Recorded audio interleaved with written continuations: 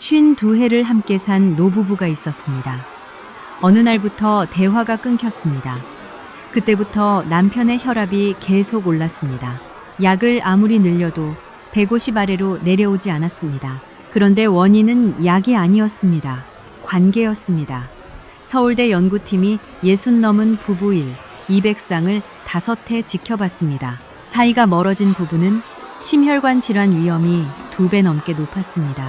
고혈압보다 흡연보다 높았습니다. 왜 배우자와의 거리감이 혈압약보다 세게 작용하는지 오늘 저녁 단 20초로 되돌릴 수 있는 이유를 영상 마지막에 말씀드리겠습니다. 먼저 그 부부 이야기를 조금 더 해보겠습니다. 남편의 이름은 편의상 준호 씨라고 부르겠습니다. 나이는 74입니다. 두 분은 젊어서 만나 반백년을 함께 살았습니다. 그런데 몇 해 전 아내가 무릎이 아파 자주 누워 지내게 되었습니다. 그 뒤로 대화가 조금씩 줄었습니다. 밥상을 마주해도 말이 없었습니다. 텔레비전을 봐도 서로 다른 쪽을 바라봤습니다. 한 집에 살면서도 두 사람은 점점 멀어졌습니다. 그 무렵부터였습니다. 준호 씨의 혈압이 흔들리기 시작한 것이 말입니다. 담당 의사는 약을 바꿔보았습니다. 그래도 잡히지 않았습니다. 용량을 올려보았습니다. 그래도 150 아래로 내려오지 않았습니다. 짜게 먹지도 않았습니다.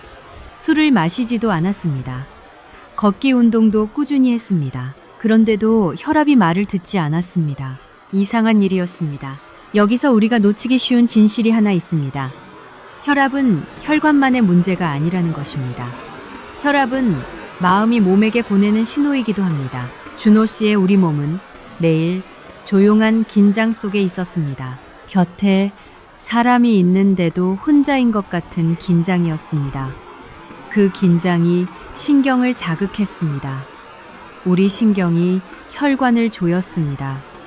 약은 혈관을 넓히려 애썼습니다. 그런데 신경은 계속 좁히라고 명령했습니다. 두 힘이 맞부딪혔습니다. 그래서 약이 이기지 못했습니다. 이것이 오늘 이야기의 출발점입니다. 우리 몸에서 심장과 우리 뇌는 곁에 있는 사람과의 관계에 직접 반응합니다. 이것은 기분의 문제가 아닙니다. 혈관과 호르몬과 신경의 문제입니다. 다시 말해 생물학의 문제입니다. 그래서 오늘 우리는 세 가지를 함께 살펴보려 합니다. 첫째, 왜 배우자와의 작은 손길 하나가 혈압약보다 강하게 작용하는가? 둘째, 하루 10분의 대화가 어떻게 치매를 늦추는 약이 되는가? 셋째, 오늘 저녁부터 곧바로 실천할 수 있는 세 가지 습관은 무엇인가? 이 세 가지를 끝까지 함께 보시면 오늘 밤 잠자리에 들 때 곁에 있는 사람을 바라보는 눈빛이 달라질 것입니다. 먼저 첫 번째 이야기입니다. 손길입니다. 여러분께 조심스럽게 하나 여쭙겠습니다. 지난 한 주 동안 배우자의 손을 잡아본 적이 있으십니까? 아침에 가볍게 안아준 적은 있으십니까? 어깨를 토닥여 준 적은요? 만약 이 질문이 조금 어색하게 느껴진다면 그 어색함이 바로 우리가 오늘 이야기해야 할 이유입니다. 의료 현장에서 오래 지내며 배운 것이 하나 있습니다. 가장 강력한 처방은 약국에만 있지 않다는 것입니다. 그 처방은 우리 집 안방에도 있습니다. 바로 곁에 있는 사람의 손입니다. 하버드 의과대학 연구팀이 흥미로운 실험을 했습니다. 참가한 부부들에게 단 20초 동안 서로를 안게 했습니다. 1분도 아니었습니다. 20초였습니다. 그런데 그 짧은 포옹 뒤에 몸에서 변화가 나타났습니다. 스트레스 호르몬인 코르티솔 수치가 41%나 줄었습니다. 이 숫자가 무엇을 뜻하는지 아십니까? 높은 용량의 진정제를 먹은 것과 비슷한 수준입니다. 그런데 부작용은 없습니다. 졸음도 없습니다. 어지럼도 없습니다.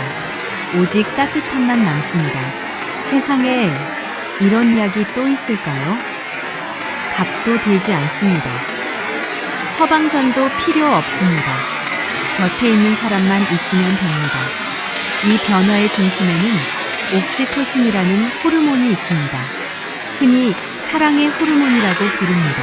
그런데 우리는 오늘 다른 이름으로 불러보려 합니다. 생명을 지키는 호르몬입니다. 손을 잡을 때, 눈을 마주칠 때, 따뜻한 말을 들을 때 이 호르몬이 뇌에서 흘러나옵니다. 그리고 우리 몸에서 여러 가지 일을 합니다. 먼저 혈압을 낮춥니다. 조여있던 혈관을 부드럽게 풀어줍니다. 다음으로 스트레스 호르몬을 억누릅니다. 긴장으로 곤두선 신경을 가라앉힙니다. 또 면역세포를 깨웁니다.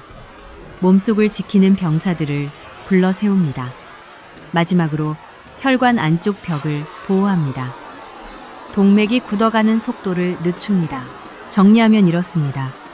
배우자와의 따뜻한 손길은 혈압약이자 면역 강화제이자 혈관 보호제입니다. 하나의 몸짓이 세 가지 약을 대신합니다. 부산에 사는 한 부부의 이야기를 들려드리겠습니다. 남편은 68, 아내는 65입니다. 남편은 평생 작은 철물점을 꾸리며 살았습니다. 손으로 물건을 다루는 데는 익숙했지만 마음을 나누는 데는 서툴렀습니다. 은퇴한 뒤 두 사람은 하루 종일 같은 집에 있게 되었습니다. 그런데 이상하게도 말이 더 줄었습니다. 아침에 눈을 떠도 인사가 없었습니다. 밥을 먹어도 각자 휴대전화만 봤습니다. 그러던 어느 겨울, 아내가 독감으로 며칠을 앓았습니다. 남편은 그제야 아내의 이마에 손을 얹어 보았습니다. 오랜만의 손길이었습니다. 아내가 조용히 눈물을 흘렸습니다. 남편은 당황했습니다. 왜 우느냐고 물었습니다. 아내가 말했습니다. 손이 참 따뜻해서요. 그날 이후 남편은 결심했습니다. 하루에 한 번은 아내의 손을 잡기로요. 대단한 말은 필요 없었습니다. 그저 손을 잡고 잘 잤느냐고 물었습니다. 석 달이 지났습니다. 아내의 혈압이 안정되기 시작했습니다. 밤에 자주 깨던 잠도 깊어졌습니다. 남편은 신기해했습니다. 약을 바꾼 것도 아닌데 왜 이럴까요? 그러나 우리는 이제 그 이유를 압니다. 손이 약을 대신한 것입니다. 매일의 짧은 손길이 두 사람의 우리 몸속에서 조용히 약을 만들어내고 있었습니다. 여기서 여러분께 첫 번째 질문을 드리겠습니다. 마음속으로만 답해 보십시오. 오늘 아침 배우자와 몸이 닿은 순간이 단 한 번이라도 있으셨습니까? 손이든 어깨든 등이든 말입니다. 만약 떠오르는 장면이 없다면 그것이 오늘 바꿔야 할 첫 번째 지점입니다. 답을 미룰수록 우리 몸은 더 오래 긴장 속에 머뭅니다. 여기서 많은 분이 이렇게 생각하실 수 있습니다. 이 나이에 새삼 손을 잡는 것이 쑥스럽다. 평생 안 하던 것을 이제 와서 어떻게 하느냐. 충분히 그럴 수 있습니다. 우리 세대는 애정을 말이나 몸짓으로 드러내는데 익숙하지 않게 자랐습니다. 사랑한다는 말 대신 밥은 먹었느냐고 물었습니다. 안아주는 대신 묵묵히 곁을 지켰습니다. 그것도 분명 사랑이었습니다. 다만 몸은 말없는 사랑만으로는 옥시토신을 충분히 만들지 못합니다. 몸에게는 실제로 닿는 손길이 필요합니다. 그러니 쑥스러움은 잘못이 아닙니다. 다만 그 쑥스러움 때문에 몸이 손해를 보고 있다는 사실만 기억하시면 됩니다. 처음 며칠은 손이 어색하게 떨릴 수도 있습니다. 그래도 괜찮습니다. 어색함은 사흘이면 옅어집니다.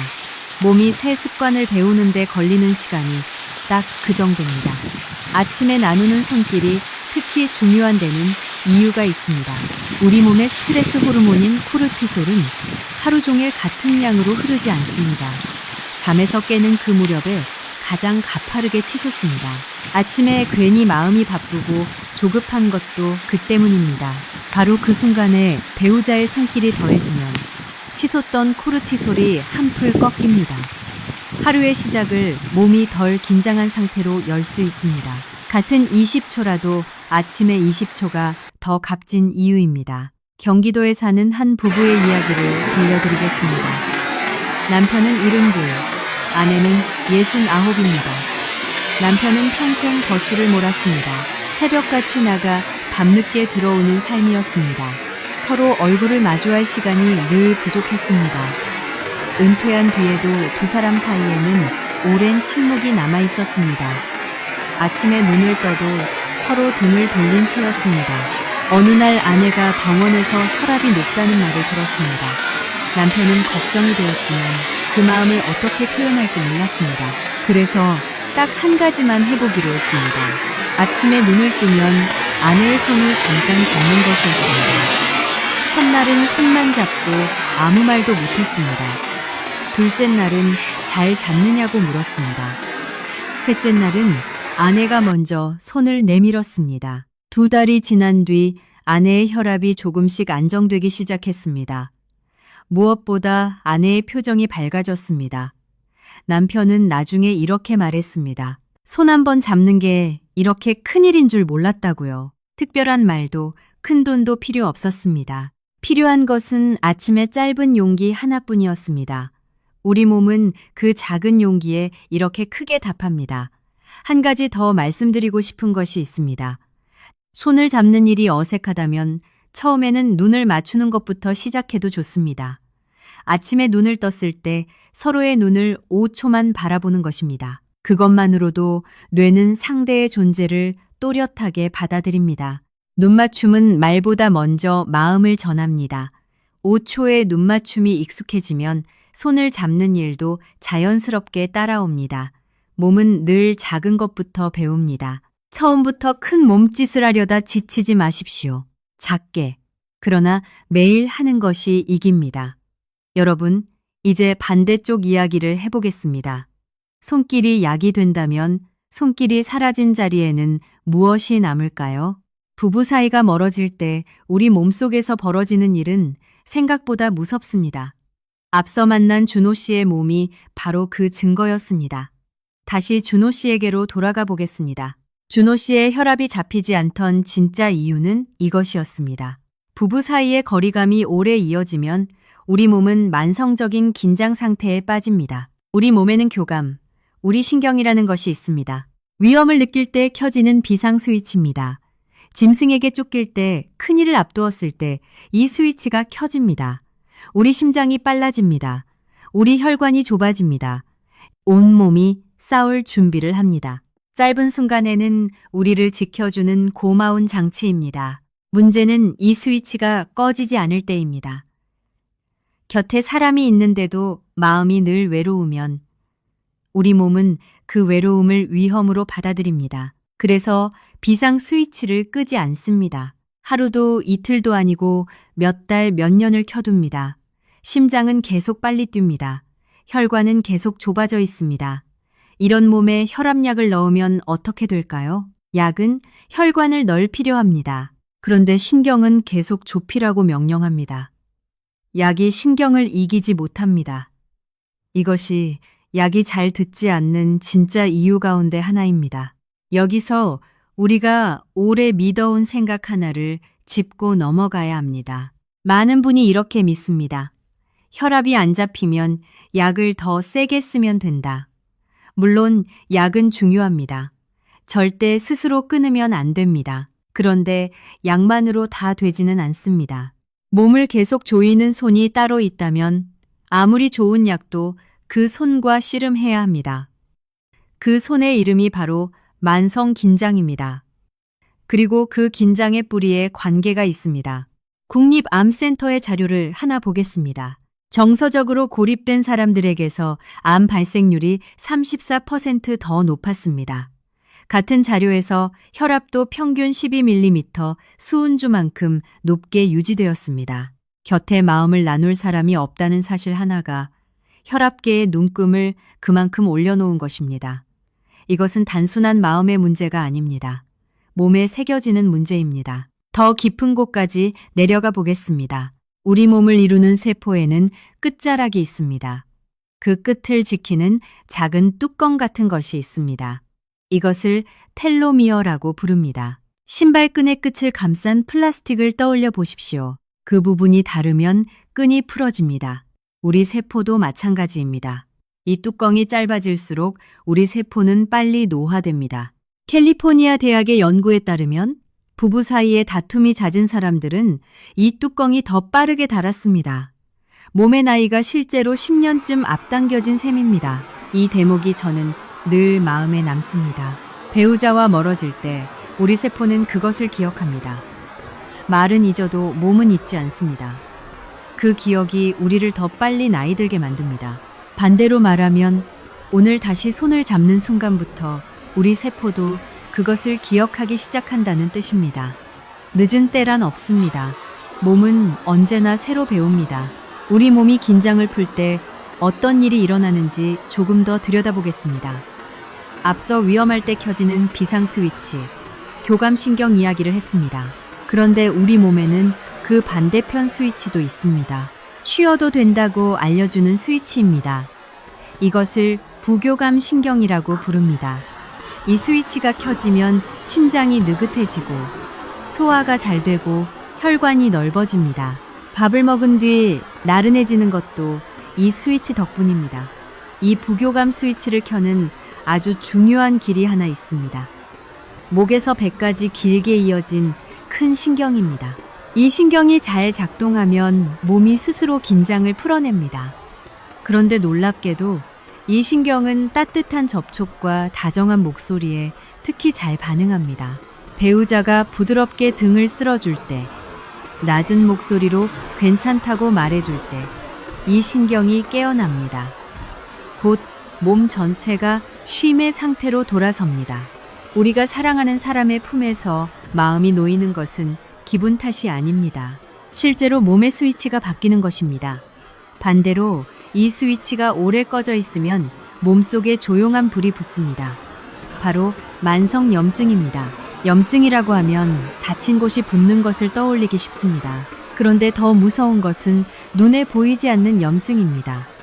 온몸의 혈관과 장기에서 아주 약한 불씨가 오래도록 타는 상태입니다. 이 불씨가 혈관을 굳게 하고 심장을 지치게 하고 뇌를 노화되게 합니다. 외로움과 갈등은 이 불씨에 바람을 넣습니다. 따뜻한 관계는 이 불씨를 잠재웁니다. 대전에 사는 한 부부의 이야기입니다. 남편은 67, 아내는 64입니다. 남편은 오래 공무원으로 일하다 퇴직했습니다. 성실했지만 말수가 적었습니다. 퇴직 뒤 남편은 부쩍 화를 잘 냈습니다. 작은 일에도 목소리가 높아졌습니다. 아내는 그런 남편이 낯설고 서운했습니다. 두 사람 사이에 찬바람이 불었습니다. 그러던 중 남편이 건강검진에서 염증 수치가 높다는 말을 들었습니다. 의사는 약과 함께 뜻밖의 말을 덧붙였습니다. 집에서 마음 편한 시간을 늘려보시라고요. 처음에 남편은 그 말을 흘려들었습니다. 그런데 아내가 먼저 손을 내밀었습니다. 저녁마다 남편의 어깨를 10분씩 주물러주기 시작한 것입니다. 남편은 처음엔 됐다며 손을 저었습니다. 그래도 아내는 말없이 계속했습니다. 한 달이 지나자 남편의 화가 눈에 띄게 줄었습니다. 목소리가 부드러워졌습니다. 반년 뒤 남편의 염증 수치가 내려왔습니다. 혈압도 함께 안정되었습니다. 무엇이 남편을 바꿨을까요? 저녁마다 켜진 부교감 스위치가 몸속의 불씨를 조금씩 꺼준 것입니다. 아내의 손이 그 스위치였습니다. 우리는 서로에게 그런 스위치가 되어줄 수 있습니다. 값도 들지 않고 부작용도 없는 스위치입니다. 그리고 잠 이야기를 빼놓을 수 없습니다. 부부 사이가 편안하면 잠도 깊어집니다. 마음이 놓인 몸은 밤새 부교감 스위치를 켜둘 수 있기 때문입니다. 반대로 낮 동안 쌓인 긴장은 밤까지 이어집니다. 자다가 자주 깨고 새벽에 눈이 떠집니다. 잠이 얕으면 낮에 혈압이 더 오릅니다. 낮에 혈압이 오르면 밤잠이 또 얕아집니다. 이렇게 악순환이 돕니다. 이 고리를 끊는 방법 가운데 하나가 바로 잠들기 전에 다정한 한마디입니다. 오늘 하루도 애썼다는 말 한마디가 밤새 몸을 지켜줍니다. 준호 씨의 이야기로 마무리해 보겠습니다. 담당 의사가 어느 날 준호 씨에게 이렇게 권했습니다. 약을 더 올리기 전에 부인과 저녁마다 10분만 마주 앉아 보십시오. 처음에 준호 씨는 코웃음을 쳤습니다. 그게 혈압과 무슨 상관이냐고 말입니다. 그래도 믿져야 본전이라는 마음으로 해보았습니다. 그래도 이런이라는 마음으로 아내의 손을 잡고 오늘 무릎은 좀 어떠냐고 물었습니다. 첫 며칠은 서로 할 말이 없었습니다. 그런데 한 주가 지나자 아내가 먼저 이야기를 꺼내기 시작했습니다. 젊어서 함께 살던 새빵 이야기, 시장에서 사 먹던 국수 이야기가 나왔습니다. 두 사람은 오랜만에 함께 웃었습니다. 그리고 2달 뒤 준호 씨의 혈압이 처음으로 140 아래로 내려왔습니다. 약은 그대로였습니다. 바뀐 것은 저녁 10분 뿐이었습니다. 이 이야기가 주는 교훈은 분명합니다. 혈압이 잡히지 않을 때 우리는 약봉지만 들여다봅니다. 그런데 답이 밥상 건너편에 앉아 있을 수도 있습니다.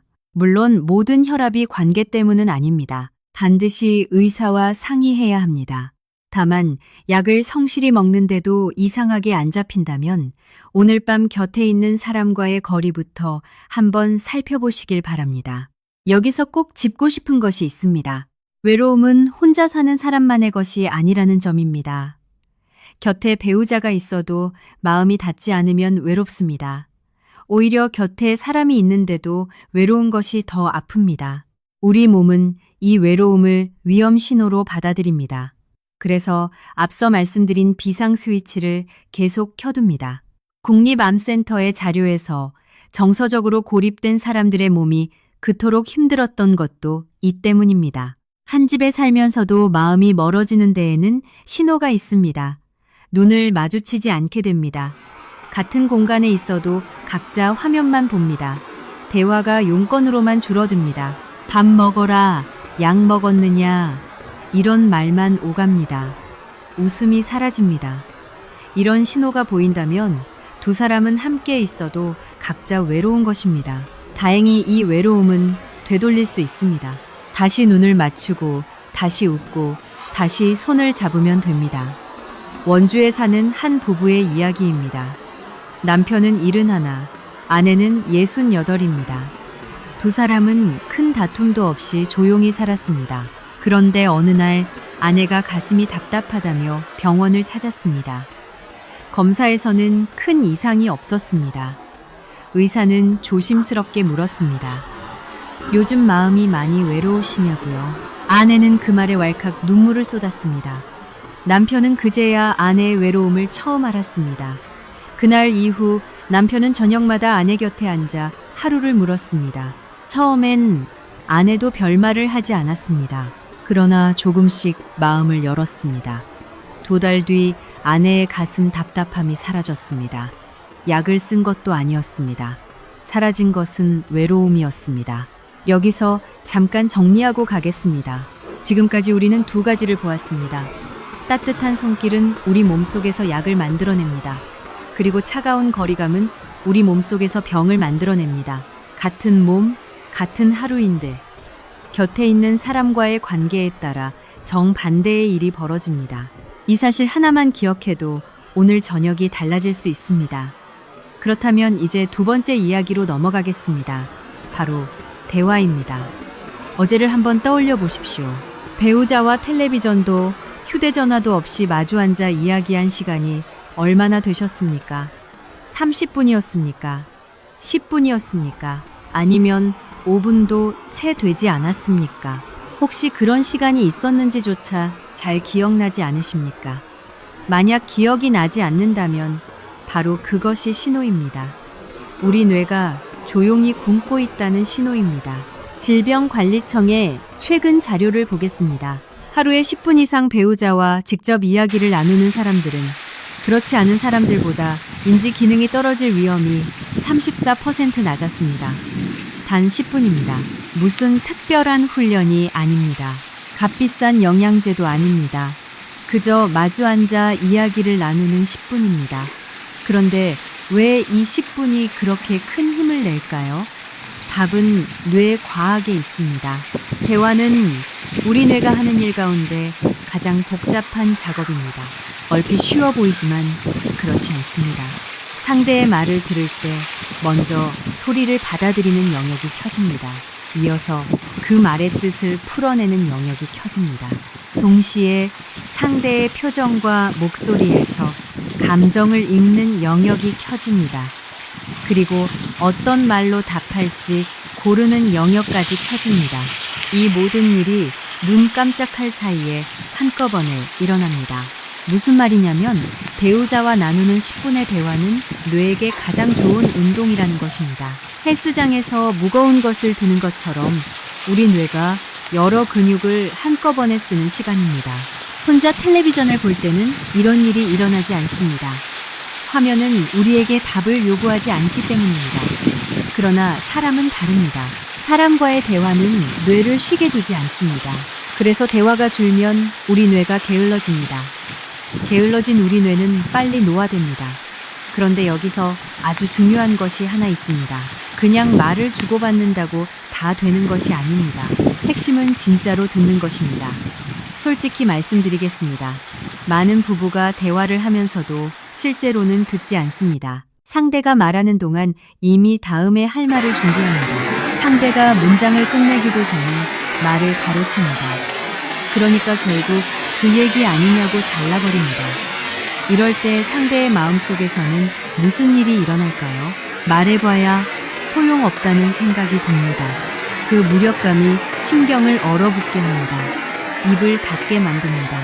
반대로 상대의 말을 진심으로 들어주면 어떻게 될까요? 고개를 끄덕이며 그랬군요. 그래서 어떠셨어요?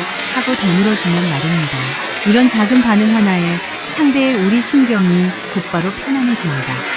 왜냐하면 그 순간 상대의 우리 뇌가 이렇게 느끼기 때문입니다.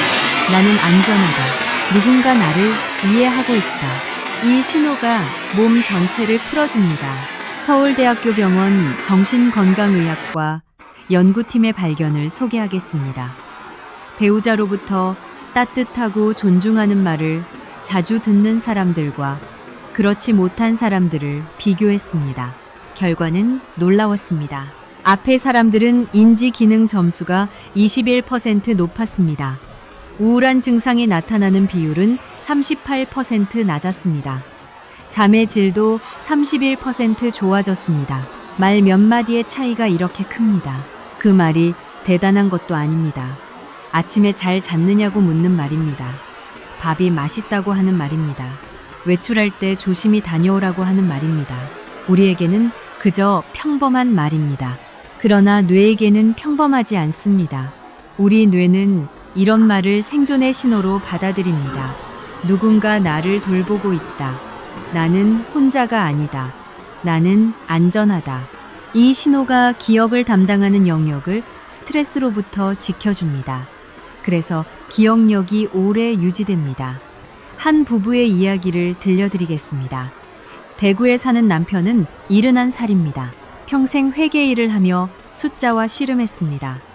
숫자에는 밝았지만 마음을 나누는 말에는 인색했습니다. 은퇴한 뒤에도 습관은 그대로였습니다. 아내가 하루 있었던 일을 이야기하면 남편은 신문을 보며 응, 그래 하고 짧게 답할 뿐이었습니다. 아내의 목소리는 점점 작아졌습니다. 그러던 어느 날 아내가 갑자기 쓰러졌습니다. 가벼운 뇌졸중이었습니다. 다행히 잘 회복되었지만 남편은 병상 옆에서 크게 뉘우쳤습니다. 그동안 나는 아내의 말을 한 번도 제대로 들어주지 않았구나. 이 사람이 사라질 수도 있었구나. 그날 이후 남편은 달라지기로 마음먹었습니다. 아내가 느린 말투로 이야기할 때 신문을 내려놓고 눈을 맞췄습니다. 그랬군요. 그래서 어떠셨어요? 하고 되물었습니다. 그 순간들이 쌓이면서 뭔가 바뀌기 시작했습니다. 아내의 회복 속도가 눈에 띄게 빨라졌습니다. 걸음이 빨라졌습니다. 표정이 밝아졌습니다. 말수도 늘었습니다.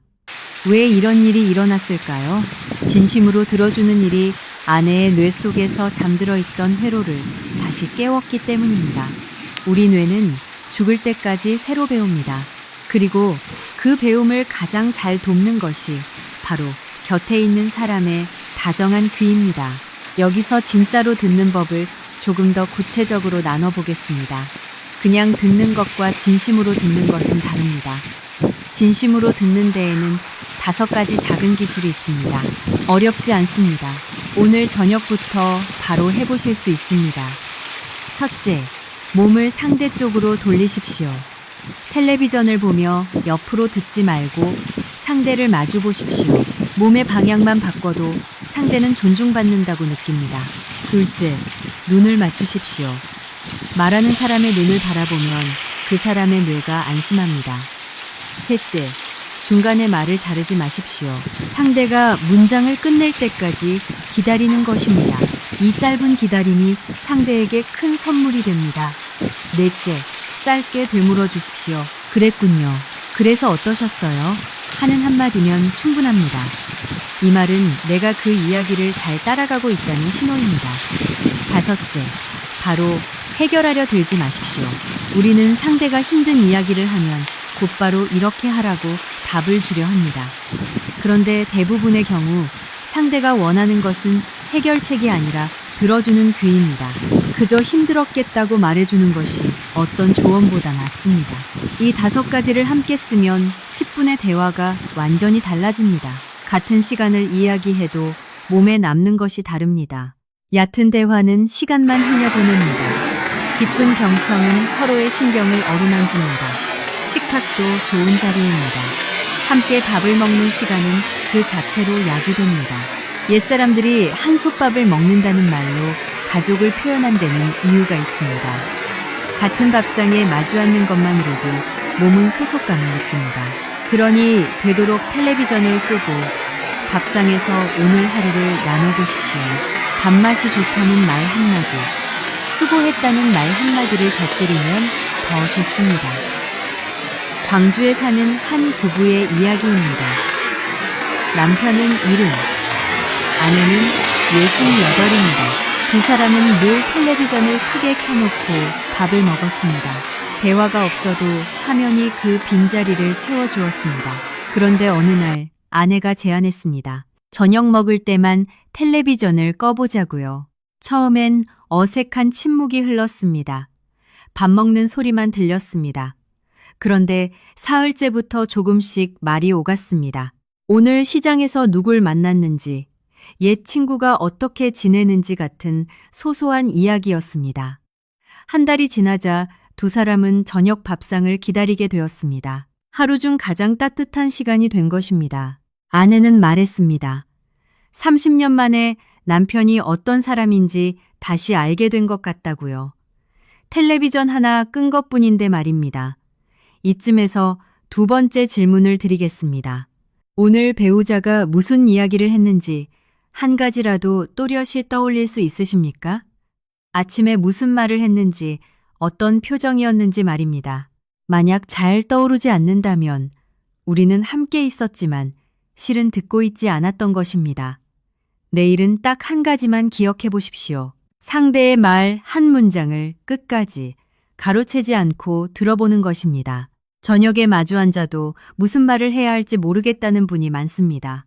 오랜 세월 용건만 주고받다 보면 그럴 수 있습니다. 그래서 이야기의 실마리가 될 만한 질문 몇 가지를 준비해 보시길 권합니다. 오늘 하루 중 가장 기분 좋았던 일이 무엇이었느냐? 요즘 가장 마음에 걸리는 것이 무엇이냐? 젊었을 때 가장 가고 싶었던 곳이 어디였느냐? 이런 질문 하나면 이야기가 이어집니다. 한 가지 요령은 예, 아니오로 끝나는 질문을 피하는 것입니다. 밥 먹었느냐고 물으면 대화가 한마디로 끝납니다. 그런데 오늘 뭐가 제일 맛있었느냐고 물으면 이야기가 열립니다. 상대가 스스로 말을 이어갈 수 있는 질문을 던지는 것입니다. 침묵도 나쁜 것이 아닙니다. 억지로 말을 채우지 않아도 됩니다. 오랜 부부는 말없이 함께 있는 것만으로도 편안합니다. 나란히 앉아 창밖을 보는 침묵, 함께 차를 마시는 침묵은 따뜻합니다.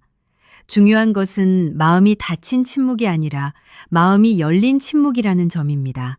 곁에 있다는 안심이 깔린 침묵은 그 자체로 약입니다. 포항에 사는 한 부부의 이야기입니다. 남편은 73, 아내는 70입니다. 남편은 원래 말이 없는 사람이었습니다. 아내는 그런 남편이 늘 답답했습니다. 어느 날 아내가 질문 몇 개를 종이에 적어 밥상에 놓았습니다. 남편은 처음엔 쑥스러워했습니다. 그런데 젊은 시절 이야기가 나오자 눈이 반짝였습니다. 평생 처음 듣는 이야기가 쏟아졌습니다. 아내는 40년을 함께 산 남편을 그제야 새로 알게 되었습니다. 여러분, 이제 우리 몸속에 있는 3가지 행복의 호르몬 이야기를 해보겠습니다. 첫째는 앞서 만난 옥시토신입니다. 손을 잡고 몸이 닿을 때 흘러나옵니다. 둘째는 세로토닌입니다. 마음이 편안하고 어딘가에 속해 있다고 느낄 때 나옵니다. 셋째는 엔도르핀입니다. 함께 웃고 즐거울 때 피어납니다. 이 3가지가 따로따로 나올 때도 좋습니다. 그런데 이 셋이 한꺼번에 쏟아지는 순간이 있습니다. 바로 배우자와 함께 웃는 순간입니다. 텔레비전을 보다가 우스운 장면에서 마주보며 웃습니다. 옛날 이야기를 하다가 배를 잡고 웃습니다. 손을 잡은 채로 함께 웃습니다. 그 순간 우리 몸에서는 작은 기적이 일어납니다. 손이 닿아 옥시토신이 나옵니다. 함께라는 느낌에 세로토닌이 나옵니다. 즐거움에 엔도르핀이 나옵니다. 3가지가 동시에 몸을 채웁니다. 세상 어떤 약도 이 조합을 그대로 만들어내지 못합니다. 이때 몸속에서는 이런 일들이 이어집니다. 두려움을 느끼는 영역이 잠잠해집니다. 긴장을 풀어주는 우리 신경이 켜집니다. 심장 박동이 차분해집니다. 피가 온몸을 부드럽게 돕니다. 염증이 가라앉습니다. 몸을 지키는 면역 세포들이 깨어납니다. 우리 혈관이 넓어지고 혈압이 내려갑니다. 웃음 한 번에 이 모든 일이 벌어지는 것입니다. 그러니 함께 웃는 일은 결코 사소한 일이 아닙니다. 여기서 여쭙겠습니다. 배우자와 마지막으로 소리내어 함께 웃은 것이 언제였습니까? 오늘이었습니까? 어제였습니까? 아니면 기억나지 않을 만큼 오래되었습니까? 만약 오래되었다면 오늘 저녁 아주 작은 것에서라도 함께 웃을 거리를 하나 찾아보시길 바랍니다. 웃음은 연습할수록 쉬워집니다. 감사의 말에도 큰 힘이 있습니다. 서울대학교 병원의 또 다른 자료를 보겠습니다. 배우자에게 매일 고마움을 표현하는 사람들은 몸을 지키는 자연 살해 세포의 활동이 27% 높았습니다. 전반적인 건강 만족도는 51% 높았습니다.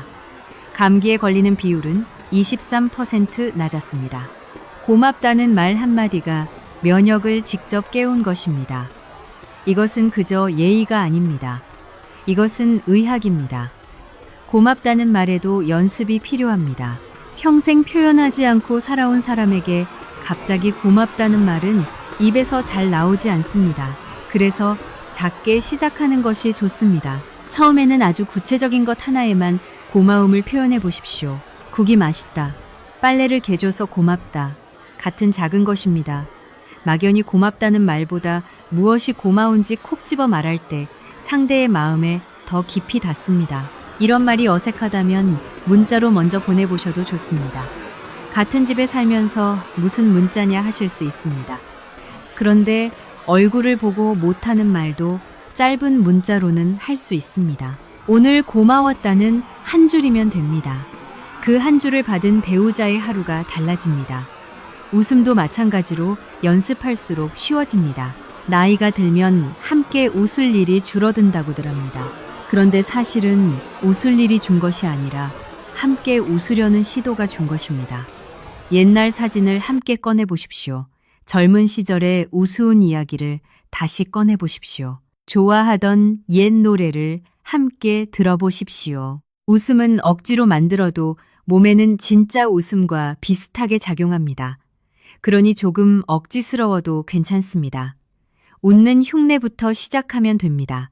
울산에 사는 한 부부의 이야기입니다. 남편은 73, 아내는 70입니다.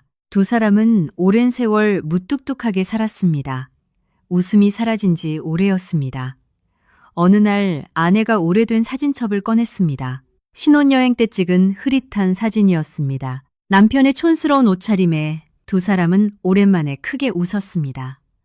그날 이후 두 사람은 저녁마다 사진첩을 한 장씩 넘겨보기로 했습니다. 한 장의 사진마다 잊고 있던 이야기가 딸려 나왔습니다. 웃음도 함께 나왔습니다. 몇 달 뒤 아내는 오랜 두통이 줄었다고 했습니다. 남편은 잠이 깊어졌다고 했습니다. 특별한 치료를 받은 것도 아니었습니다. 그저 저녁마다 함께 웃었을 뿐입니다. 웃음은 두 사람의 몸속에서 세 가지 호르몬을 동시에 깨웠습니다. 사진첩 한 권이 어떤 보약보다 나았습니다. 그런데 살다 보면 어느 한순간 큰 변화가 찾아옵니다. 바로 오랜 직장에서 물러나는 순간입니다. 40년, 50년을 일해온 사람이 갑자기 집에만 있게 됩니다. 그 변화는 생각보다 큽니다. 두 사람이 하루 24시간을 함께 지내게 되기 때문입니다. 이전에는 각자의 세계가 있었습니다. 직장이 서로를 잠시 떼어 놓아 주었습니다. 그런데 이제 그 완충지대가 사라집니다. 이때부터 새로운 종류의 긴장이 시작됩니다. 왜 이렇게 하느냐, 어디 가느냐, 뭐 하느냐, 서로의 생활에 자꾸 참견하게 됩니다. 이것은 누구의 잘못도 아닙니다. 그저 두 사람의 리듬이 아직 맞춰지지 않았을 뿐입니다. 오랜 세월 다른 박자로 살아왔으니 당연한 일입니다. 그러니 스스로를 그리고 상대를 너무 탓하지 마십시오. 필요한 것은 새로운 리듬을 함께 짜는 일입니다. 방법은 뜻밖의 간단합니다. 함께하는 시간과 각자의 시간을 또렷하게 나누는 것입니다. 아침에는 각자 좋아하는 일을 합니다. 오후 어느 시간에는 함께 차를 마시며 이야기를 나눕니다. 저녁은 되도록 마주 앉아 함께 먹습니다. 이렇게 하루의 리듬을 만들어두면 함께 있어도 숨이 막히지 않습니다.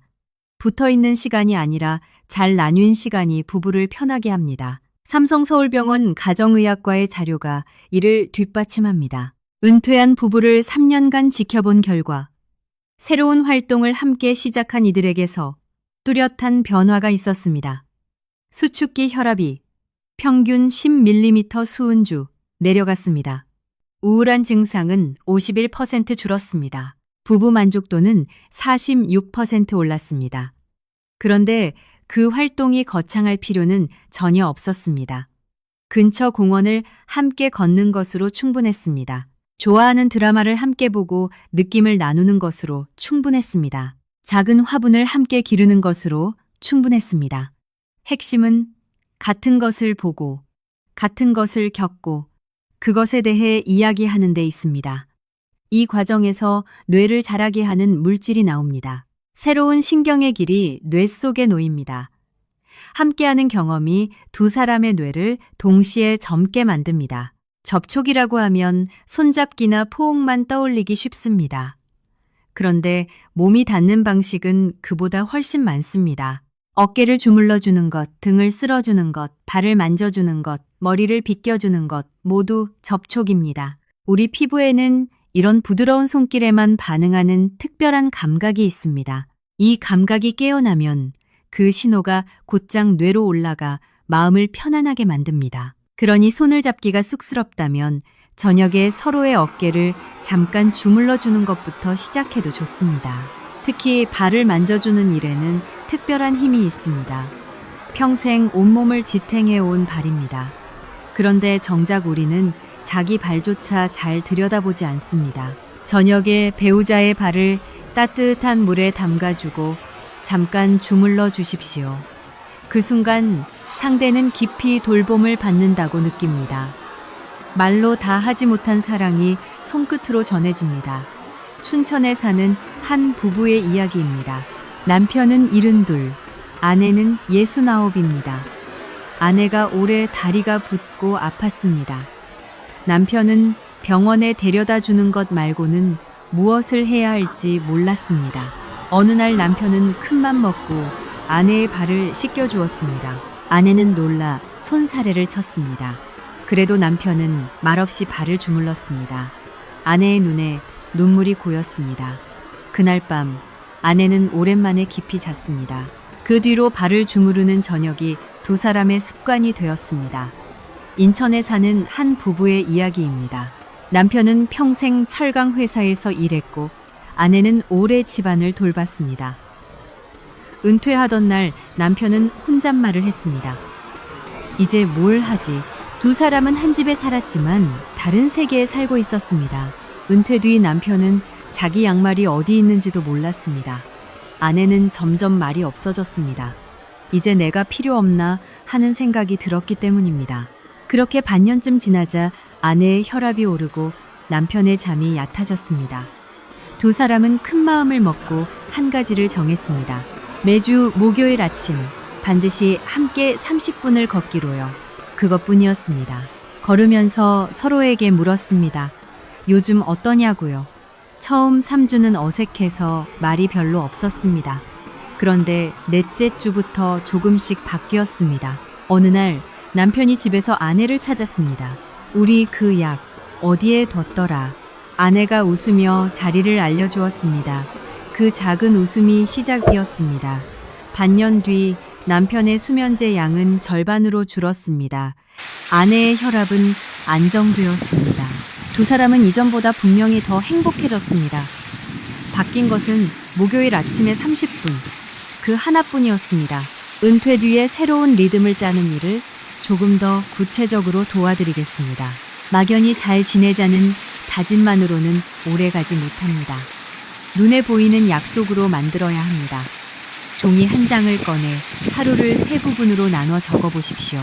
아침은 각자의 시간, 오후 어느 한 시간은 함께하는 시간, 저녁은 함께 밥 먹고 이야기하는 시간, 이렇게 말입니다. 각자의 시간이 있다는 것이 중요합니다. 온종일 붙어 있으라는 뜻이 아니기 때문입니다. 오히려 각자 좋아하는 일에 몰두하는 시간이 있어야 함께하는 시간이 더 반갑습니다.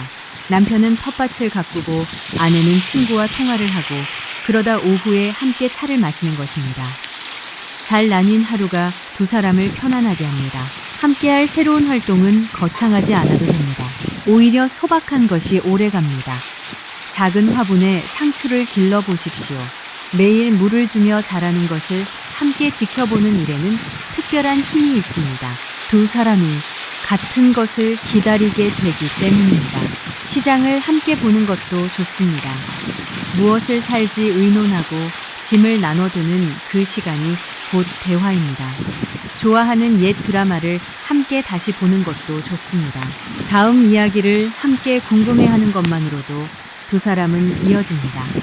한 가지 덧붙이자면 함께 잠자리에 드는 시간을 비슷하게 맞추는 것도 도움이 됩니다.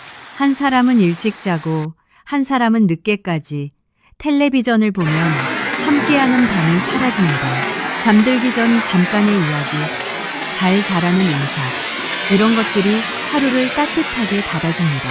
몸도 그 시간에 맞춰 함께 쉬는 법을 배웁니다. 청주에 사는 한 부부의 이야기입니다. 남편은 69, 아내는 66입니다. 남편이 은퇴한 뒤 두 사람은 자주 부딪혔습니다. 남편이 집안일에 하나하나 참견했기 때문입니다. 왜 이렇게 하느냐는 말에 아내는 숨이 막혔습니다. 두 사람은 크게 다투고 나서야 방법을 찾았습니다. 오전은 서로 간섭하지 않기로 오후 3시에는 꼭 함께 차를 마시기로 한 것입니다. 이 작은 규칙 하나가 집안의 공기를 바꿨습니다. 오전에 각자 편해지니 오후의 만남이 반가워졌습니다. 다툼이 줄었습니다. 아내의 두통이 사라졌고 남편의 혈압이 안정되었습니다.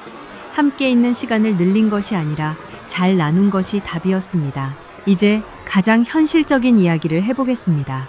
40년, 50년을 함께 살면서 다툼이 없을 수는 없습니다. 배우자의 습관이 거슬리는 날이 있습니다. 말투가 서운한 날이 있습니다. 그런 날이 있다는 것 자체는 아무 문제가 아닙니다. 부부라면 누구나 겪는 일입니다. 문제는 그 다툼을 어떻게 다루느냐입니다. 같은 갈등도 어떻게 넘기느냐에 따라 약이 되기도 하고 독이 되기도 합니다. 부부 사이가 오래 팽팽하게 당겨져 있으면 몸은 어떻게 될까요? 수축기 혈압이 만성적으로 높게 유지됩니다. 잠을 설칠 확률이 크게 올라갑니다. 면역이 눌려서 감기에 자주 걸리고 상처도 더디 아뭅니다. 몸속 염증 수치가 계속 높은 상태로 머뭅니다. 이것이 오래되면 만성질환의 씨앗이 됩니다. 그러니 다툼을 잘 다루는 법을 아는 것은 사실 건강을 지키는 기술입니다. 3가지 원칙을 말씀드리겠습니다. 첫째, 화가 머리끝까지 났을 때는 절대 대화하지 마십시오. 우리 심장이 빨리 뛰고 얼굴이 화끈거릴 때 뇌에서 이성을 담당하는 부분은 거의 멈춰 있습니다. 그 순간에는 옳은 판단이 불가능합니다. 감정의 폭발만 남습니다. 그때 내뱉은 말은 오래도록 상처로 남습니다. 그러니 먼저 몸을 가라앉히십시오. 물을 한 잔 마시십시오. 창문을 열고 찬 공기를 들이마시십시오. 잠깐 다른 방으로 가서 10분만 아무 말도 하지 마십시오.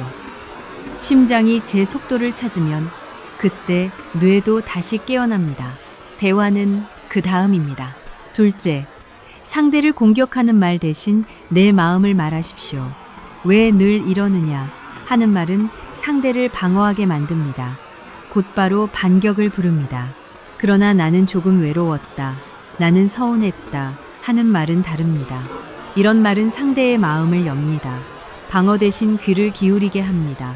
같은 감정을 말해도 화살을 상대에게 쏘느냐, 내 마음을 보여주느냐에 따라 결과가 정반대가 됩니다. 이 작은 차이가 다툼의 크기를 바꿉니다. 셋째, 잠들기 전에 배우자의 좋은 점을 딱 하나만 떠올리십시오.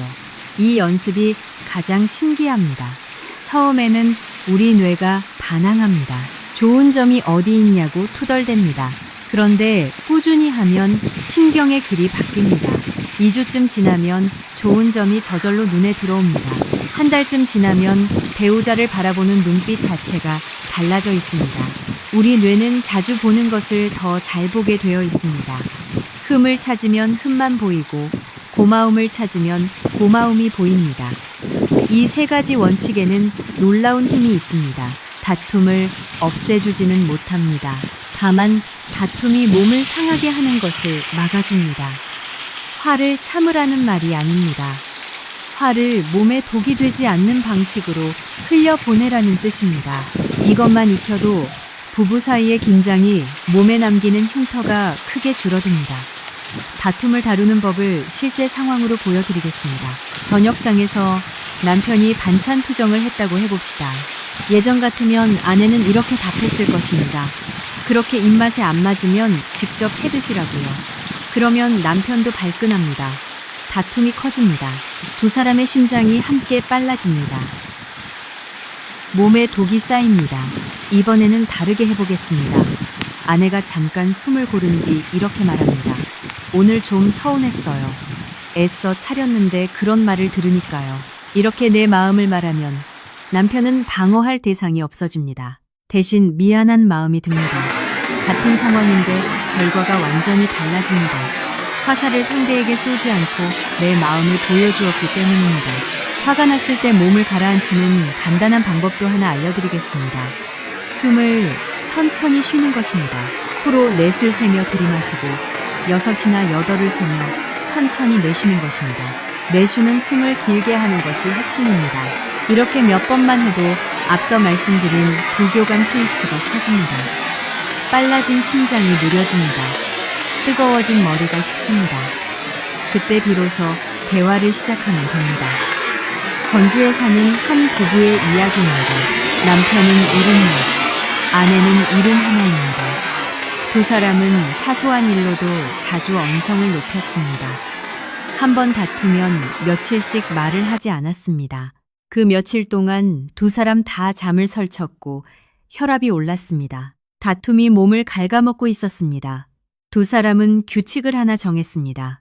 화가 나면 그 자리에서 말하지 않고 물을 한 잔 마시고 10분 뒤에 이야기하기로요. 그리고 잠들기 전에는 반드시 서로의 좋은 점 하나를 말해주기로 했습니다. 처음엔 억지로 짜냈습니다. 그런데 한 달쯤 지나자 좋은 점이 저절로 보이기 시작했습니다. 다툼이 줄었습니다. 무엇보다 다툰 뒤에도 며칠씩 냉랭하던 습관이 사라졌습니다. 두 사람의 잠이 깊어졌고 혈압도 함께 내려왔습니다. 여기서 제가 여러분께 꼭 보여드리고 싶은 자료가 하나 있습니다. 마음이 몸을 살리는 장면을 가장 또렷하게 보여주는 자료입니다. 고려대학교 의과대학 연구팀이 큰 수술을 받는 환자들을 지켜봤습니다. 심장혈관을 잇는 큰 수술을 받은 사람들을 두 무리로 나눴습니다. 한 무리는 배우자가 매일 곁에서 손을 잡아주고 위로를 건넸습니다. 다른 무리는 배우자의 방문이 드물었습니다. 결과는 분명했습니다. 배우자가 매일 곁을 지킨 환자들은 평균 3.11 더 빨리 회복했습니다. 수술 뒤 합병증이 생기는 비율이 31% 낮았습니다. 다시 병원에 입원하는 비율도 23% 낮았습니다. 무엇이 이런 차이를 만들었을까요? 배우자의 손이 전해준 옥시토신과 엔도르핀이 통증을 줄였습니다. 염증 반응을 눌렀습니다. 면역을 깨웠습니다. 사랑하는 사람이 곁에 있다는 사실 하나가 그 자체로 약이 된 것입니다. 이 대목을 저는 오래 마음에 담아두고 있습니다. 아무리 뛰어난 최신 의술도 배우자가 잡아주는 손을 완전히 대신하지는 못합니다. 손을 잡아주는 일, 곁을 지켜주는 일, 다정한 말을 건네는 일, 이것들은 그저 예쁜 마음이 아닙니다. 몸을 실제로 낫게 하는 의료 행위에 가깝습니다. 우리는 서로에게 그런 존재입니다. 곁을 지키는 힘은 큰 병 앞에서 더욱 또렷하게 드러납니다. 앞서 심장 수술을 받은 환자들 이야기를 했습니다. 배우자가 매일 손을 잡아준 사람들이 더 빨리 회복했다는 이야기 말입니다. 이것은 그 순간에만 통하는 이야기가 아닙니다. 우리가 언젠가 아플 때 곁에 있는 사람이 곧 회복의 힘이 된다는 뜻입니다. 그래서 평소에 쌓은 따뜻함이 중요합니다. 아플 때 갑자기 다정해지기는 어렵기 때문입니다. 병간호를 할 때도 요령이 있습니다. 아픈 사람은 몸도 힘들지만 마음이 더 힘듭니다. 짐이 된다는 생각에 위축됩니다. 그럴 때 필요한 것은 걱정 어린 잔소리가 아닙니다. 곁에 조용히 앉아 손을 잡아주는 것입니다. 잘 이겨내고 있다고, 곁에 있겠다고 말해주는 것입니다. 이 말 한마디가 아픈 사람의 몸속에서 회복의 호르몬을 깨웁니다. 수원에 사는 한 부부의 이야기입니다. 남편은 75, 아내는 72입니다. 남편이 큰 수술을 받고 오래 입원했습니다. 아내는 매일 병실을 찾았습니다. 특별히 한 것은 없었습니다. 그저 곁에 앉아 손을 잡고 옛 이야기를 나눴습니다. 간호사들이 놀랐습니다. 남편의 회복이 유난히 빨랐기 때문입니다. 남편은 나중에 말했습니다. 아내의 손을 잡고 있으면 아픈 것이 견딜만 했다고요. 마지막으로 한 가지 자료를 더 보겠습니다. 이것은 아주 오래된 연구입니다. 미국에서 1938년에 시작한 연구입니다. 무려 80년이 넘게 이어졌습니다. 수백 명의 삶을 평생에 걸쳐 따라갔습니다. 그들이 던진 질문은 하나였습니다. 사람이 건강하게 나이 드는 것을 결정하는 가장 강력한 힘은 무엇인가? 콜레스테롤 수치였을까요? 아니었습니다. 재산의 크기였을까요? 아니었습니다. 타고난 유전이었을까요? 그것도 아니었습니다. 답은 뜻밖에도 단순했습니다. 믿고 기댈 수 있는 사람과의 관계였습니다. 그리고 그 가운데에서도 가장 중요한 것은 배우자와의 관계였습니다. 50대에 따뜻한 부부 관계를 유지한 사람들은 80대가 되었을 때 기억력이 훨씬 잘 남아 있었습니다. 몸도 더 건강했습니다. 행복의 크기도 더 컸습니다. 반대로 부부 사이가 차가웠던 사람들은 인지 기능이 더 일찍 떨어졌습니다. 만성질환도 더 많았습니다. 수명도 더 짧았습니다. 80년의 관찰이 가리키는 방향은 한결같았습니다. 이것은 심리학이 아닙니다. 이것은 생물학입니다. 뇌과학도, 면역학도, 심장의학도 모두 같은 곳을 가리킵니다. 배우자와의 따뜻한 관계가 우리 몸을 지킨다는 사실 말입니다. 좋은 부부관계란 다투지 않는 관계가 아닙니다. 이것을 오해하는 분이 많습니다. 평생 한 번도 안 싸운 것이 자랑이 아닙니다. 오히려 겉으로만 평온하고 속으로 차가운 관계가 더 위험할 수 있습니다. 표현하지 않은 서운함이 몸속에 그대로 쌓이기 때문입니다. 정말 건강한 부부는 다투더라도 금방 풀고 서로에게 마음을 솔직하게 표현하는 부부입니다. 핵심은 표현입니다. 사랑도 서운함도 고마움도 마음에만 담아두면 상대는 알지 못합니다. 우리 세대는 마음으로 다 안다고 믿으며 살아왔습니다. 그런데 몸은 마음이 아니라 표현에 반응합니다. 말로 나온 고마움, 손으로 전해진 다정함에 호르몬이 움직입니다. 그러니 마음에만 담아두지 마십시오. 작게라도 밖으로 꺼내십시오. 표현하는 부부가 더 오래, 더 건강하게 삽니다. 그리고 관계는 시간의 길이보다 하루하루의 질이 중요합니다. 40년을 함께 살았어도 매일이 차가웠다면 몸은 힘들었을 것입니다. 반대로 늦게 서로를 아끼기 시작했어도 그 하루하루가 따뜻하다면 몸은 곧바로 답합니다. 지나간 세월을 후회할 필요는 없습니다. 중요한 것은 오늘부터의 하루입니다. 성남에 사는 한 부부의 이야기입니다. 남편은 72, 아내는 69입니다. 두 사람은 남들이 보기엔 조용하고 점잖은 부부였습니다. 그런데 속으로는 서로 오래 서운했습니다. 아무도 그 서운함을 말하지 않았습니다. 어느 날 아내가 용기를 내어 마음을 털어놓았습니다. 남편도 자신의 서운함을 처음 말했습니다. 두 사람은 그날 오래 이야기하고 오래 울었습니다. 그리고 이상하게도 그날 이후 두 사람은 훨씬 가까워졌습니다. 쌓아둔 것을 꺼내자 마음이 가벼워진 것입니다. 혹시 이런 생각이 드실 수도 있습니다. 이 나이에 이제 와서 무슨 소용이냐? 평생 이렇게 살았는데 새삼 바뀌겠느냐? 그런 마음이 드는 것도 당연합니다. 그런데 저는 오늘 분명하게 말씀드리고 싶습니다. 결코 늦지 않았습니다. 우리 몸은 나이와 상관없이 배웁니다. 우리 뇌는 죽을 때까지 새로운 길을 만들 수 있습니다. 60에도 70에도 80에도 그렇습니다. 새로운 습관을 시작하면 뇌 속에 새로운 회로가 놓입니다. 처음엔 좁고 희미한 오솔길입니다. 그런데 매일 그 길을 걸으면 점점 넓고 뚜렷한 길이 됩니다. 아침의 손길, 저녁의 대화가 바로 그 길을 놓는 일입니다. 시작하는 순간 몸은 이미 답하기 시작합니다. 앞서 만난 부부들을 떠올려 보십시오. 그분들이 젊어서부터 다정했던 것이 아닙니다. 평생 무뚝뚝했던 분들이 대부분입니다. 그런데도 늦은 나이에 시작해서 몸이 달라졌습니다. 혈압이 내려가고 잠이 깊어지고 웃음이 돌아왔습니다. 그러니 지나온 세월을 탓하지 마십시오. 오늘 시작하면 오늘부터 달라집니다. 김해에 사는 한 부부의 이야기입니다. 남편은 80, 아내는 77입니다. 두 사람은 평생 다정한 말을 나눠본 적이 없었습니다. 그런데 남편이 큰 병을 앓고 난 뒤 처음으로 아내에게 고맙다고 말했습니다. 80에 처음 한 말이었습니다. 아내는 그 말에 눈물을 흘렸습니다. 그 뒤로 두 사람은 매일 서로에게 고맙다고 말합니다. 80에 시작해도 늦지 않았습니다. 두 사람의 남은 나날이 이전과는 완전히 달라졌습니다. 여기서 세 번째 질문을 드리겠습니다.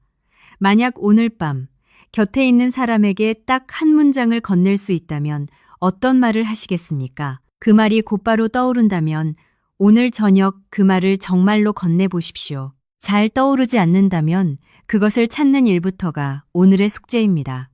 말은 늦출수록 어려워지고 건넬수록 쉬워집니다. 여러분, 이제 가장 중요한 부분입니다. 지금까지의 이야기가 아무리 좋아도 오늘 저녁 아무것도 하지 않으면 아무 소용이 없습니다. 그래서 오늘부터 곧바로 시작할 수 있는 3가지 습관을 정리해 드리겠습니다. 복잡하지 않습니다. 돈도 들지 않습니다. 그런데 효과는 어떤 약보다 든든합니다. 그리고 이 3가지 안에 처음에 약속드린 그 답이 들어 있습니다. 단 20초로 몸을 되돌리는 방법 말입니다. 첫째, 아침에 20초, 손을 잡고 인사하기입니다. 내일 아침 눈을 뜨는 순간 배우자에게 먼저 다가가십시오. 그 손을 잡거나 어깨를 가볍게 감싸십시오. 그리고 한마디 건네십시오. 오늘도 좋은 하루 보내요. 함께 해줘서 고마워요. 무슨 말이든 좋습니다. 딱 20초면 됩니다. 바로 이 20초가 앞서 말씀드린 그 답입니다. 아침에 치솟는 스트레스 호르몬을 눌러줍니다. 옥시토신을 흘려보냅니다. 하루를 몸이 가장 안전하다고 느끼는 상태로 시작하게 해줍니다. 처음 사흘은 어색할 것입니다. 뇌가 낯설어서 반항할 것입니다. 그런데 나흘째부터 신경이 익숙해집니다. 한 주가 지나면 자연스러워집니다. 2주가 지나면 이것이 하루의 일부가 됩니다. 딱 2주만 견뎌보십시오. 그 뒤로는 하지 않으면 오히려 허전해집니다. 여기서 아주 작지만 강력한 습관을 하나 더 권해드립니다. 바로 아침 저녁의 인사입니다. 잘 잤느냐는 아침 인사, 잘 자라는 밤 인사 말입니다. 너무 당연해서 오히려 잊고 사는 말입니다. 그런데 이 짧은 인사가 하루의 문을 열고 닫아줍니다. 아침 인사는 오늘도 함께라는 신호입니다. 밤 인사는 오늘도 무사했다는 안도입니다. 이 두 마디가 매일 반복되면 몸은 하루를 안전하게 시작하고 안전하게 마칩니다. 인사에 눈맞춤과 가벼운 손길을 더하면 힘이 배가 됩니다. 잘 잤느냐고 물으며 어깨를 한번 토닥이는 것입니다. 잘 자라고 말하며 손을 한번 잡는 것입니다. 몇 초면 됩니다. 그런데 그 몇 초가 쌓이면 두 사람 사이에 두꺼운 안심의 층이 생깁니다. 그 층이 웬만한 다툼에도 흔들리지 않는 든든한 바닥이 됩니다. 여수에 사는 한 부부의 이야기입니다. 남편은 74, 아내는 71입니다. 두 사람은 오랜 세월 인사 없이 살았습니다. 아침에 눈을 떠도 말없이 각자 하루를 시작했습니다. 어느 날 아내가 제안했습니다. 우리 아침 저녁으로 인사만이라도 해보자고요. 처음엔 어색해서 웃음이 났습니다. 그런데 한 달이 지나자 그 인사가 하루 중 가장 따뜻한 순간이 되었습니다. 반년 뒤 두 사람은 서로에게 이렇게 말했습니다. 별것 아닌 인사 하나가 이렇게 마음을 바꿀 줄 몰랐다고요. 남편은 잠이 깊어졌고 아내는 아침이 덜 무거워졌다고 했습니다. 인사는 가장 작은 사랑의 표현입니다. 그리고 가장 오래 이어갈 수 있는 습관입니다. 오늘 저녁 잘 자라는 인사부터 시작해 보시면 어떨까요? 둘째, 저녁 식사 뒤 10분 마주 앉아 이야기하기입니다. 밥을 먹은 뒤 텔레비전을 켜지 마십시오. 휴대전화도 내려놓으십시오. 그냥 마주 앉으십시오. 딱 10분입니다. 시작은 간단하게 하십시오. 오늘 어디 불편한 데는 없었느냐? 오늘 뭐가 제일 좋았느냐? 요즘 기분은 어떠냐? 거창한 이야기는 필요 없습니다. 상대가 말할 때 우리는 그저 들으면 됩니다. 그랬군요. 그래서 어떠셨어요? 하고 고개를 끄덕이면 충분합니다. 이 10분이 뇌에서 하는 일은 앞서 말씀드린 그대로입니다. 소리를 듣는 영역, 뜻을 푸는 영역, 감정을 읽는 영역, 답을 고르는 영역을 한꺼번에 깨웁니다. 기억력을 지킵니다. 두 사람의 감정을 다시 이어줍니다. 자료에 따르면 이 습관을 석 달만 이어가도 치매가 생길 위험이 크게 줄고 우울한 증상이 줄며 부부 만족도가 오릅니다. 여러분, 2차론 공고 강할 부부 만족도가 오릅니다. 하루 10분. 결코 긴 시간이 아닙니다. 셋째, 일주일에 3번 나란히 걷기입니다. 월요일과 수요일과 금요일이어도 좋고 화요일과 목요일과 토요일이어도 좋습니다. 요일은 두 분이 정하십시오. 20분에서 30분 정도 배우자와 같은 보폭으로 걸으십시오. 같은 공기를 마시고 같은 풍경을 보십시오. 말을 많이 할 필요는 없습니다. 가끔 이야기하고 가끔 말없이 걸으면 됩니다. 함께 걷는 그 자체가 이미 대화입니다. 나란히 걸을 때 몸에서는 놀라운 일이 일어납니다. 두 사람의 신경이 서로 맞춰집니다. 심장의 리듬이 비슷해집니다. 숨이 맞아갑니다. 긴장을 풀어주는 신경이 켜지고 스트레스 반응이 잦아듭니다. 아주 대학교 병원의 자료를 보면 이 습관을 12주 이어간 부부들에게서 심혈관 질환 위험이 39% 줄었습니다. 혈압은 평균 8mm 수은주 내려갔습니다. 몸속 염증 수치는 23% 줄었습니다. 나란히 걷는 일이 왜 그렇게 좋은지 조금 더 들여다보겠습니다. 두 사람이 같은 속도로 걸으면 놀랍게도 몸의 리듬이 서로 닮아갑니다. 발을 내딛는 박자가 맞아갑니다. 숨 쉬는 속도가 비슷해집니다. 심장이 뛰는 리듬까지 가까워집니다. 마치 두 악기가 같은 곡을 연주하듯 몸이 하나의 박자를 찾아가는 것입니다. 이 맞춰짐 속에서 앞서 말씀드린 부교감 스위치가 함께 켜집니다. 두 사람이 동시에 편안해집니다. 걷기에는 또 다른 좋은 점이 있습니다. 나란히 걸으면 서로 마주보지 않아도 됩니다. 얼굴을 정면으로 마주하고 이야기하는 것이 부담스러운 분들에게 나란히 걷는 자세는 마음을 훨씬 편하게 합니다. 같은 방향을 보며 걷다 보면 속마음이 술술 나옵니다. 마주 앉아서는 못하던 이야기가 걸으면서는 나오는 것입니다. 그래서 걷기는 대화와 운동을 한꺼번에 담은 시간입니다. 걷는 습관을 오래 이어가는 요령이 있습니다. 시간을 정해두는 것입니다. 마음이 내킬 때 걷자고 하면 결국 걷지 않게 됩니다. 요일과 시간을 못 박아 두십시오. 그리고 걷는 길을 눈에 보이는 목표로 삼으십시오. 저 앞 정자까지, 저 다리 건너까지. 이렇게 말입니다. 무리하지 마십시오. 숨이 차면 쉬면 됩니다. 중요한 것은 빠르기가 아니라 꾸준함입니다. 제주에 사는 한 부부의 이야기입니다. 남편은 68, 아내는 65입니다. 두 사람은 은퇴 뒤 부쩍 말이 줄었습니다. 그래서 매일 저녁 바닷가를 함께 걷기로 했습니다. 처음엔 말없이 걷기만 했습니다. 그런데 파도 소리를 들으며 걷다 보니 자연스럽게 이야기가 나왔습니다. 반년이 지나자 두 사람 다 혈압이 안정되었습니다. 무엇보다 서로에게 다시 다정해졌습니다.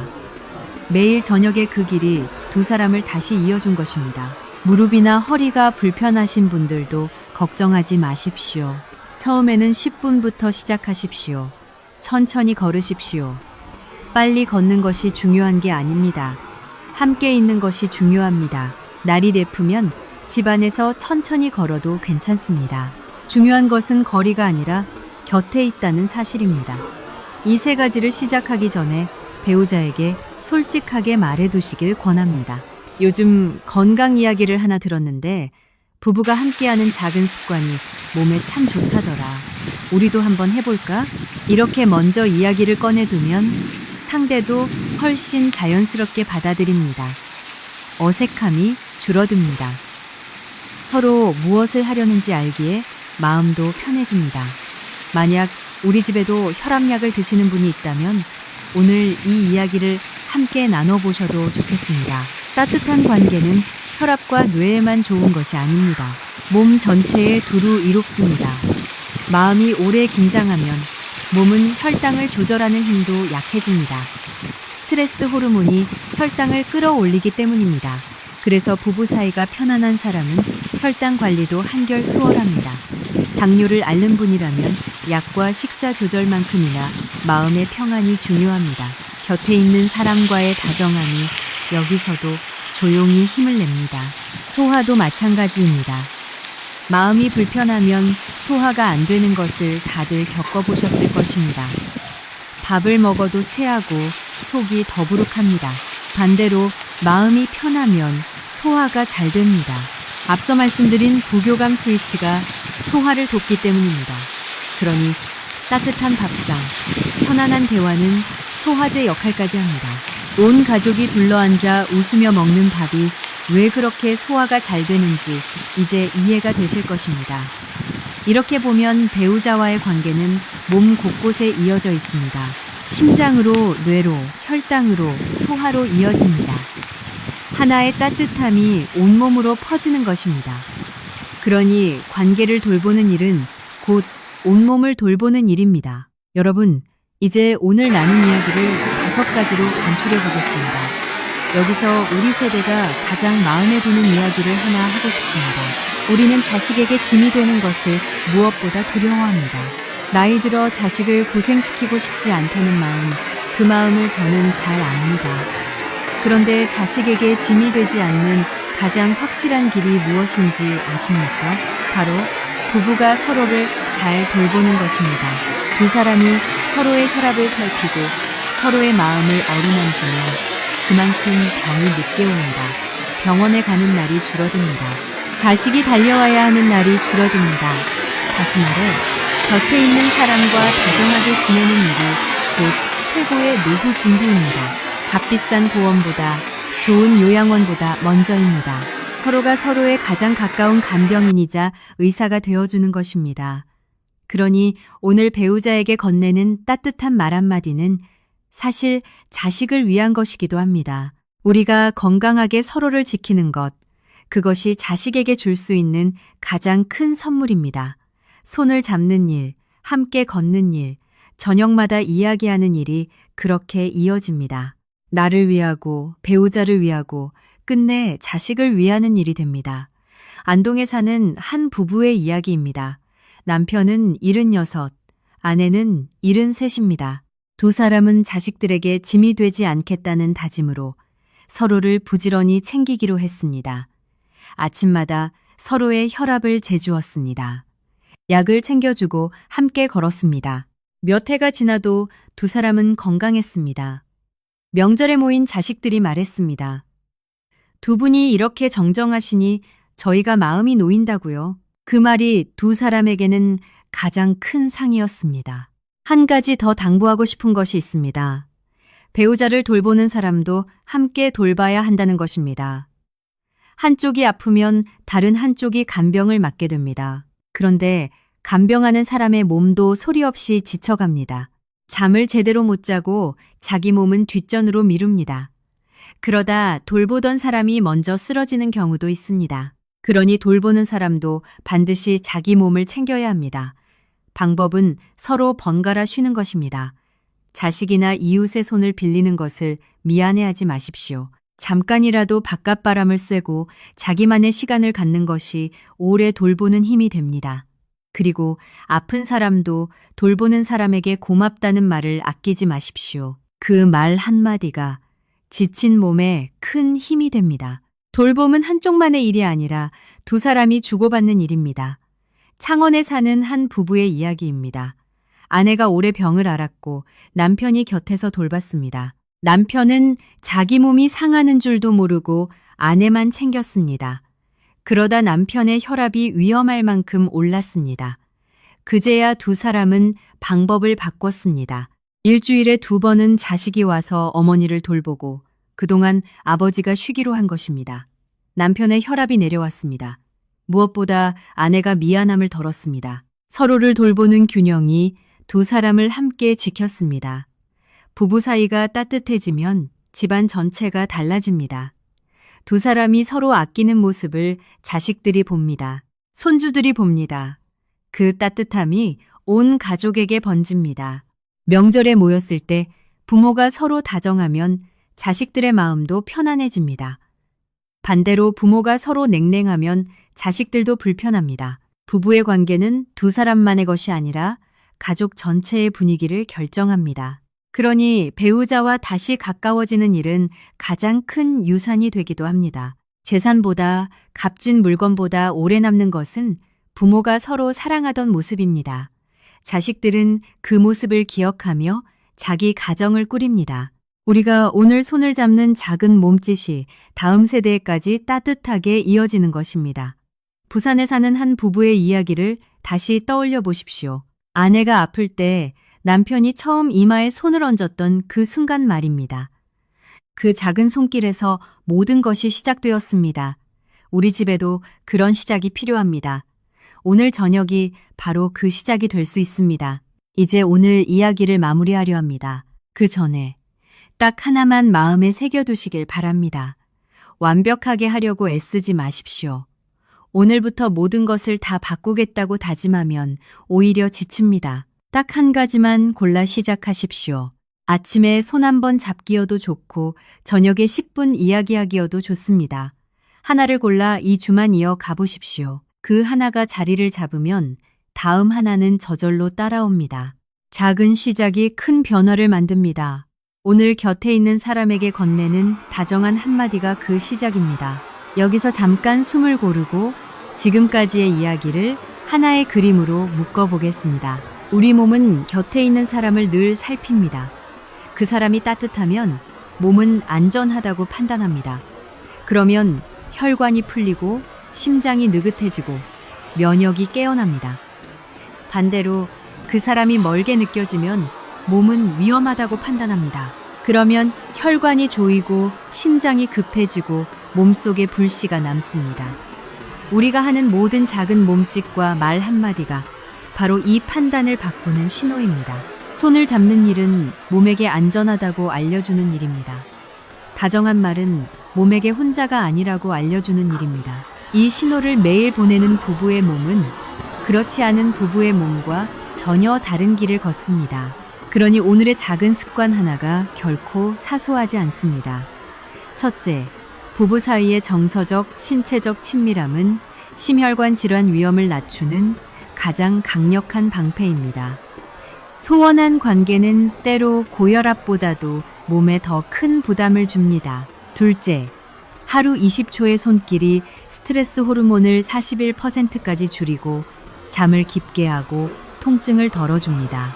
배우자의 손이 천연 진통제입니다. 셋째, 하루 10분의 진심 어린 대화가 인지 기능이 떨어질 위험을 34% 낮추고 뇌를 깨웁니다. 따뜻한 말은 면역까지 함께 키웁니다. 넷째, 은퇴한 뒤 함께 새로운 활동을 시작한 부부는 혈압이 안정되고 우울한 증상이 51% 줄었습니다. 거창한 일이 아니라 함께 걷고 이야기하는 것으로 충분합니다. 다섯째, 오늘 저녁부터 시작할 3가지를 기억하십시오. 아침 20초 손잡기, 저녁 10분 대화, 일주일에 3번 나란히 걷기입니다. 이 이야기를 들으신 지금 잠시 고개를 돌려 곁에 계신 분을 바라봐 주십시오. 우리 세대는 참 많은 것을 견디며 살아왔습니다. 자식을 키웠고 가정을 지켰고 숱한 세월을 묵묵히 버텼습니다. 그 오랜 시간을 바로 곁에서 함께 견뎌온 사람이 누구입니까? 지금 곁에 있는 그 사람입니다. 그 사람의 소중함을 우리는 너무 자주 잊고 삽니다. 나이든 사람의 사랑은 젊은 날의 뜨거움과 다릅니다. 상대의 허물을 다 알면서도 그 존재를 있는 그대로 받아들이고 따뜻하게 안아주는 것입니다. 그 따뜻한 품이 서로의 혈관을 지키고 서로의 뇌를 지키고 서로의 하루를 지킵니다. 이것은 그저 감정이 아닙니다. 이것이야말로 가장 오래된 그리고 가장 강력한 의학입니다. 오늘 저녁 그 마음을 아주 작은 몸짓 하나로 표현해 보시길 바랍니다. 말 한마디도 좋습니다. 손을 한번 잡아드리는 것도 좋습니다. 어깨를 가볍게 토닥이는 것도 좋습니다. 그 작은 몸짓이 곁에 있는 사람의 혈압을 낮추고 그 사람의 뇌를 지키고 두 분의 하루를 조금 더 늘려줄 것입니다. 부디 오늘 밤은 그 손을 먼저 잡아보시길 바랍니다. 오늘 우리가 나눈 이야기가 어렵게 느껴지지 않으셨기를 바랍니다. 기억할 것은 딱 3가지입니다. 아침에 짧은 손길, 저녁에 10분, 그리고 일주일에 3번의 나란한 걸음입니다. 이 3가지가 혈압약보다 강한 이유를 이제는 아실 것입니다. 여러분과 배우자의 남은 나날이 더 따뜻하고 더 건강하기를 진심으로 바랍니다. 오늘도 끝까지 함께 해주셔서 고맙습니다.